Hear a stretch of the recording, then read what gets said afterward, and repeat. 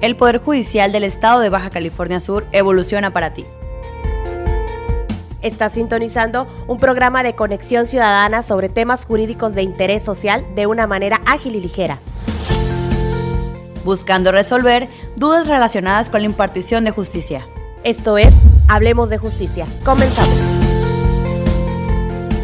¿Qué tal? Muy buenas tardes. Gracias por sintonizarnos en un miércoles más. Esto es Hablemos de Justicia, un programa del Poder Judicial del Estado de Baja California Sur en coordinación con el Instituto Estatal de Radio y Televisión. Estamos al aire a través del 99.1 FM y el 1050 de amplitud modulada. Yo soy la licenciada Livia Vázquez, directora de Comunicación Social del Poder Judicial del Estado.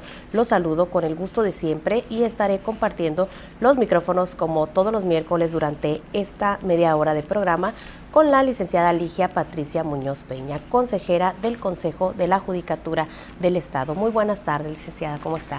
Hola, muy buenas tardes, licenciada Livia, y muy buenas tardes a todos nuestros radioescuchas. Y así es, un programa más en este miércoles de Hablemos de Justicia.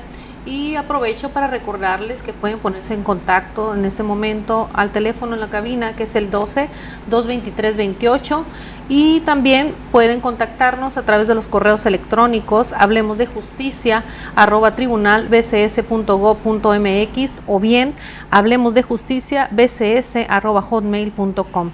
En estos correos nos pueden hacer llegar sus comentarios en relación al tema del día de hoy o bien sugerencias para contenidos de los próximos programas de nuestro programa Hablemos de Justicia. Y para comenzar formalmente con la emisión del día de hoy, es un gusto presentarles a nuestro invitado. Él es el reconocido maestro Jorge Arturo Gutiérrez Muñoz, que el pasado mes de julio estuvo con nosotros como expositor en el primer ciclo de conferencias de actualización judicial 2017. Y hoy nos viene a platicar el tema de evolución y retos de la implementación del sistema penal acusatorio. Bienvenido al programa, maestro. Muchas gracias por la invitación y un verdadero gusto estar una vez más en Baja California Sur y por primera ocasión en el programa Hablemos de Justicia. Muchas gracias, bienvenido, maestro. Es un honor tenerlos en nuestro programa Hablemos de Justicia y que tenga la disposición de compartir su agenda en esta tarde. Sabemos también que en el mes de julio tuvo bien impartir un taller para abogados postulantes llamado Técnicas de Litigación y también un taller para los jueces del Poder Judicial, diálogos sobre la dirección de debates y emisión de resoluciones. Sabemos que siempre tiene llena su agenda en todos los estados de nuestro país y le agradecemos nuevamente su presencia en nuestro programa. Al contrario, reitero mi agradecimiento al Tribunal Superior de Justicia, al Consejo de la Judicatura de reciente creación y funcionamiento, y aprovecho la ocasión para felicitar la integración del Consejo, deseándoles el mayor de los éxitos en esta nueva encomienda. Y pues sí, la verdad es que encantado de estar en Baja California, lo mencionaba, en La Paz. He tenido la ocasión durante los últimos 3 años y medio de estar viniendo con cierta periodicidad al tribunal a participar de manera directa en la formación de sus operadores judiciales. También he podido percatarme del avance y las metas que se han venido cumpliendo en estos años ya en Baja California con la entrada en vigor del sistema de justicia penal. Desde el pasado mes de julio del año 2015, en que entró en vigor en el Partido Judicial de Comondú, y por supuesto a partir del mes de junio del año pasado, del 2016, que entró completamente en vigor en el resto de los partidos judiciales. Así es. Pues adentrándonos en el tema, nos gustaría que primeramente nos compartiera ¿qué ventajas tiene este nuevo sistema de justicia penal acusatorio? Bueno, las ventajas principales que evidencia es que se propone el esclarecimiento de los hechos. El principal objetivo que persigue un proceso penal de esta naturaleza es que busca el esclarecimiento de los hechos, busca la protección de inocentes, procura que el culpable no quede impune y que se reparen los daños que ocasiona el delito a las víctimas. Ese es el principal objetivo. Y con base en ello, bueno, pues que favorece la transparencia. Las audiencias son públicas, cualquier persona que tenga interés de ver qué acontece en un proceso puede acudir al Centro de Justicia Penal, ingresar a una sala de audiencia y percatarse de lo que está ahí aconteciendo. Antes esto era muy difícil porque todo se llevaba a través de expedientes y la verdad es que no se tenía acceso a los expedientes sino solamente por los interesados. Entonces permite saber qué está aconteciendo ahí. Otra de las grandes ventajas que representa es que busca proteger con mejor intensidad o con mayor intensidad la libertad de los detenidos, favorece la presunción de inocencia, se busca que rindan cuentas quienes participan en los procesos, una mejor investigación se busca por parte de las policías, de los fiscales, por supuesto de los peritos, el que los abogados postulantes que por ejemplo participen como defensores realmente evidencien, muestren sus conocimientos y sus habilidades para ser defensores, porque la verdad es que el mismo imputado va a saber si el abogado que lo está patrocinando, lo está representando en una audiencia, pues realmente sabe hacer su labor. Entonces eso también lo favorece el sistema de justicia. Antes, con la presentación de escritos y todo por escrito, pues difícilmente sabía un usuario del sistema si el abogado que lo estaba representando sabía hacer su labor. Y ahora realmente se puede eso hasta percibir con mayor facilidad, dado el carácter oral de las audiencias. Muy bien. Sí. Bueno, estamos hablando de las ventajas. Ahora, maestro, ¿nos puede hablar acerca de lo que son las desventajas en este nuevo sistema de justicia?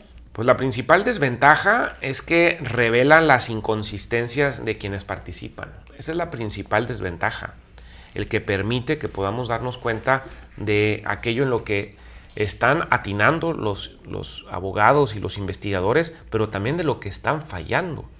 ¿Cuáles son las debilidades que representa un sistema de esta índole? Pues que en muchas ocasiones pone en jaque, pone contra la pared a las policías, a los peritos o a los fiscales, como también a los defensores y a los jueces, a quienes intervienen en la ruta crítica de la justicia, revelando las inconsistencias. Y eso pues no es cómodo para muchos. Hubo muchos intereses creados en el anterior procedimiento, el ir a una audiencia con un sujeto detenido, con un imputado detenido. A mí como abogado, si no tengo fortalezas en mi ética, en mi forma de actuar y de ofrecer mis servicios jurídicos, pues quizás eso me va a convenir, porque con el propósito de que la persona trate de salir de la prisión preventiva, pues está dispuesto en ocasiones a pagar lo que sea. Pero como es un sistema que privilegia la libertad, pues entonces se acaba, digámoslo en sentido amplio y con todo respeto, pero una minita de oro para muchos abogados del gremio penal, ¿no? Entonces esas son desventajas. ¿Qué otra desventaja representa? Que es más caro el sistema. El sistema es más caro, eso no lo podemos negar, seríamos deshonestos. En cuanto a su funcionamiento y operatividad es más caro que el anterior, porque se tienen que estar llevando a cabo audiencias públicas, son costosas, con los abogados frente a los jueces, en fin.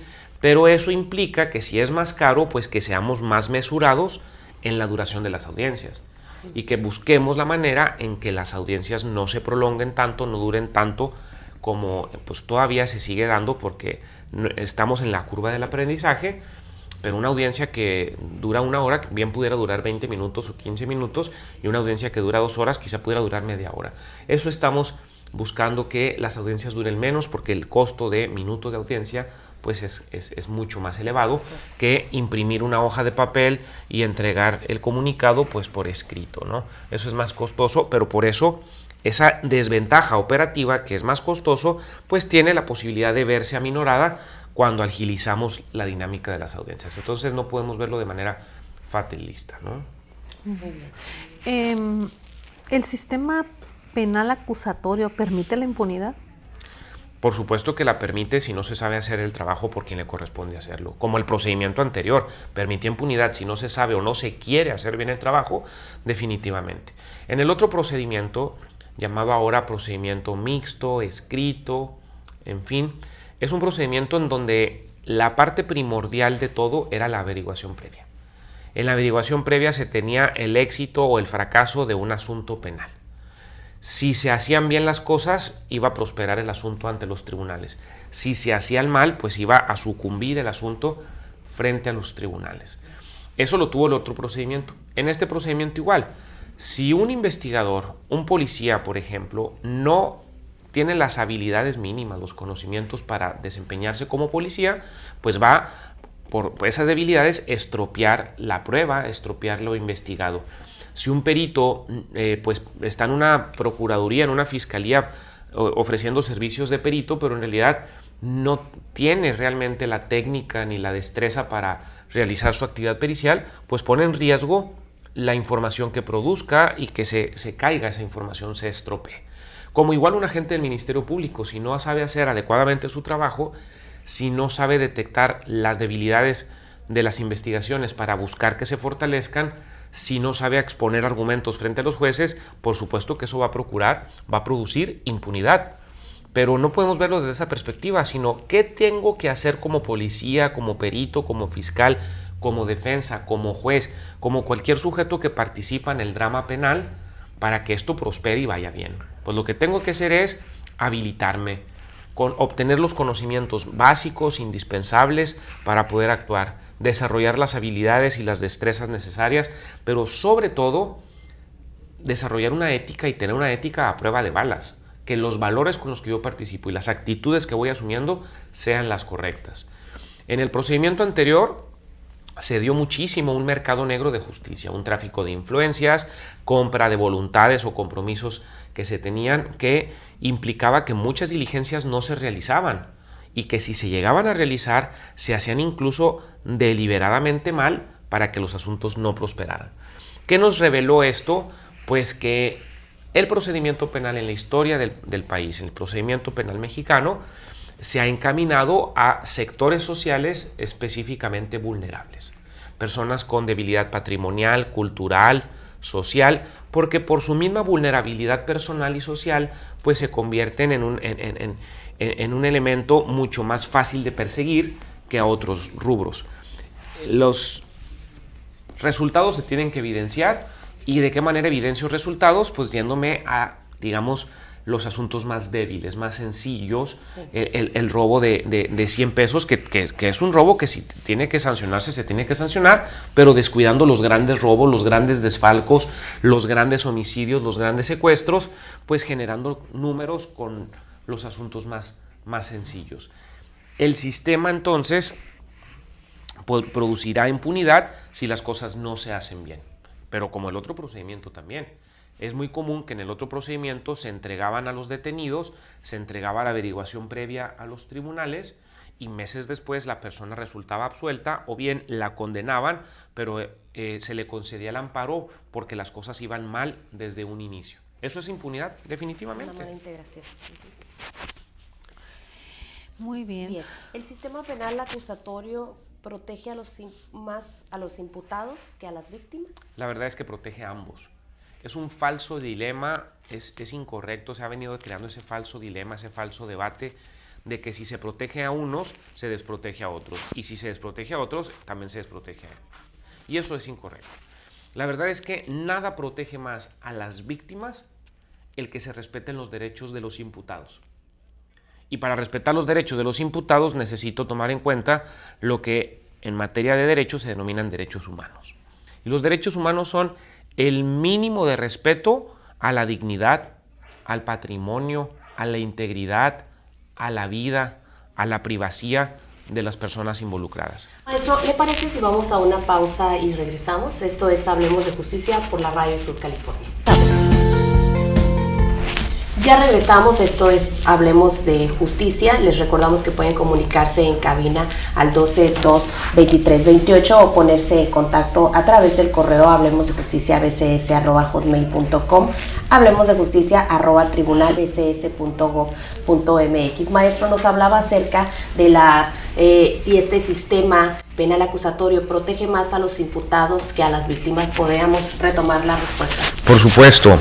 Le comentaba que nada protege más a las víctimas que aquello que se respeten los derechos humanos de los imputados. Le pongo un ejemplo. A mí como víctima me interesa que un juez se convenza que una persona se metió a mi domicilio a robar, por ejemplo. Y yo no quiero que haya duda de que el sujeto se metió a mi domicilio a robar. Y que se llevó una televisión de mi casa.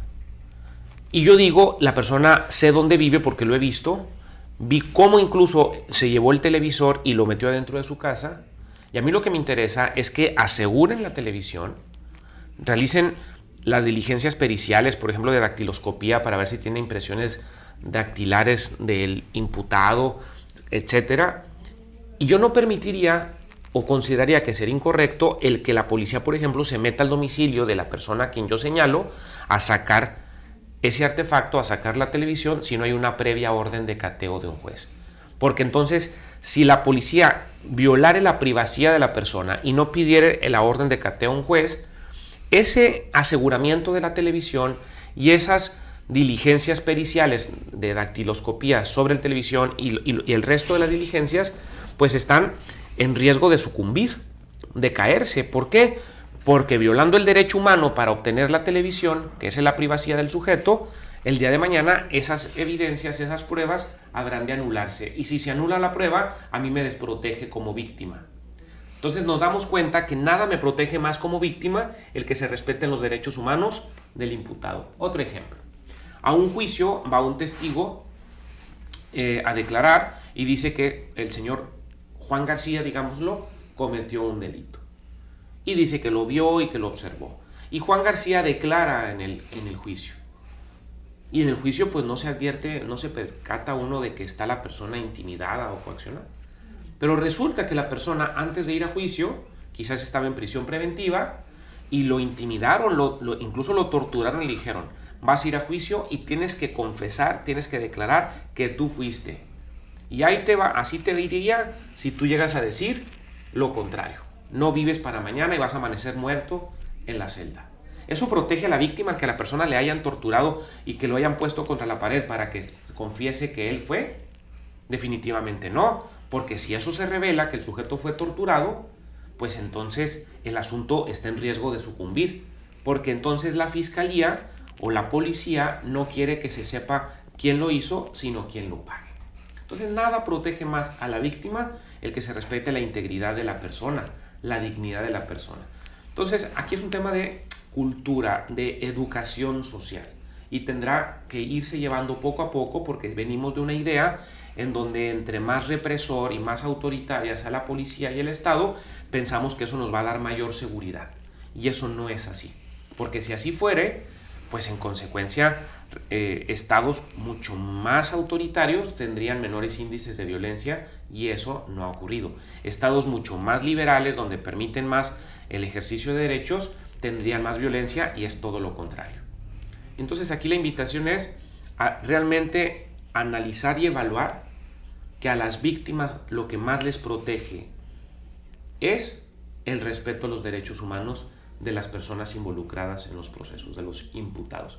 Y los protege porque las investigaciones y las pruebas que se producen en un procedimiento penal estarían hechas a prueba de balas, estarían tan sólidas que no sucumbirían. Muy bien, muy buen tema, y efectivamente tiene que ver el aspecto cultural, ¿no?, en nuestra sociedad. Maestro, en relación a la inseguridad, ¿el sistema penal acusatorio genera mayor inseguridad? Viene a colación a lo que mencionábamos con el respeto a los derechos de los imputados, que implica respeto a los derechos de las víctimas, y lo que implicaba también si hay ventajas o desventajas en el sistema. El sistema puede producir mayor inseguridad, si no se sabe operar adecuadamente, como también el otro procedimiento penal. Y aquí la pregunta es, ¿necesitamos una policía más represora? ¿Necesitamos leyes más duras? ¿O necesitamos saber operar esas leyes y saber actuar de manera proporcional y adecuada como policía, como fiscalía? La seguridad es una actividad que principalmente se funda, se basa en la prevención del delito. Ese es el principal elemento. Y para la prevención del delito no basta tener policías en las calles, sino dar de educación a la sociedad, de darle satisfactores como ingreso al trabajo, a cultura, disminuir la violencia en los medios, favorecer la educación de las personas, el respeto a los derechos, inculcar valores. Todo eso genera prevención de inseguridad. Todo eso previene que se cometan delitos. E incentivar el deporte, las artes, eso es prevención. Todo, y por supuesto, ¿no? todo el complemento, todo. Pero en ocasiones tenemos un Estado muy ausente, en donde no aportó elementos para acceder a la educación, a la salud, al deporte, al trabajo, pero un Estado muy presente para sancionar y reprimir. Encontramos a la persona que quizá por un problema de familia, de disfuncionalidad familiar, se vio inmiscuido en un hecho penal.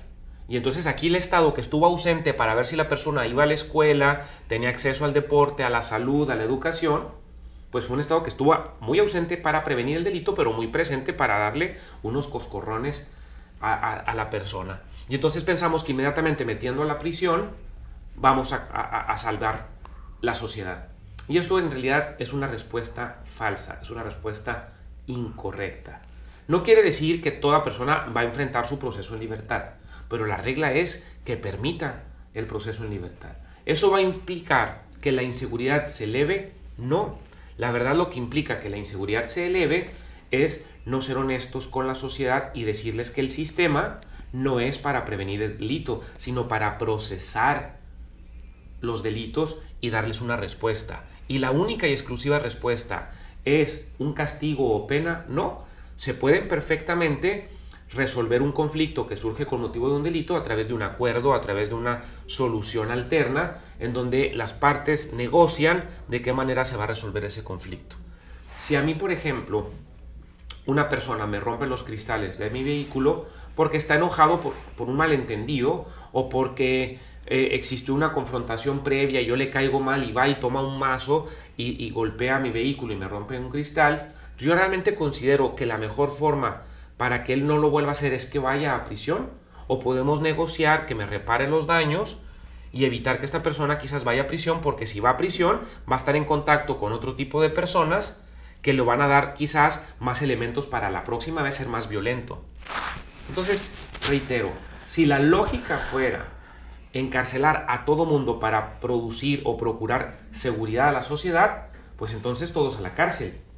Y el todos a la cárcel implica que el día de mañana esas personas van a salir, porque tendrán que salir, salvo que mueran en la prisión, que por supuesto que eso sería absurdo. Sí. Toda persona que ingresa a un centro penitenciario, tarde o temprano, tendrá que salir.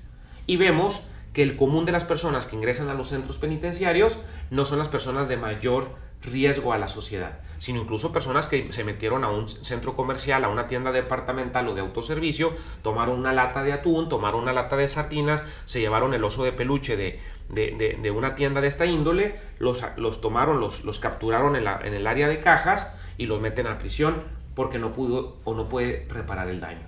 ¿Y qué nos damos cuenta? ¿Realmente esa persona tendrá que estar en prisión? ¿O tendrán que estar en prisión quienes realmente generan mayor violencia a la sociedad? La seguridad, reitero, se funda primordialmente en la prevención. Y en el caso del sistema de justicia, se está inculcando o se está desarrollando una cultura de procesos en libertad como regla. Y para que el proceso no se siga en libertad es porque hay una excepción en donde se evaluó el perfil, las condiciones del imputado para que el imputado esté en prisión. Si no es así, no tendría por qué estar en prisión. Veamos la población penitenciaria de este país.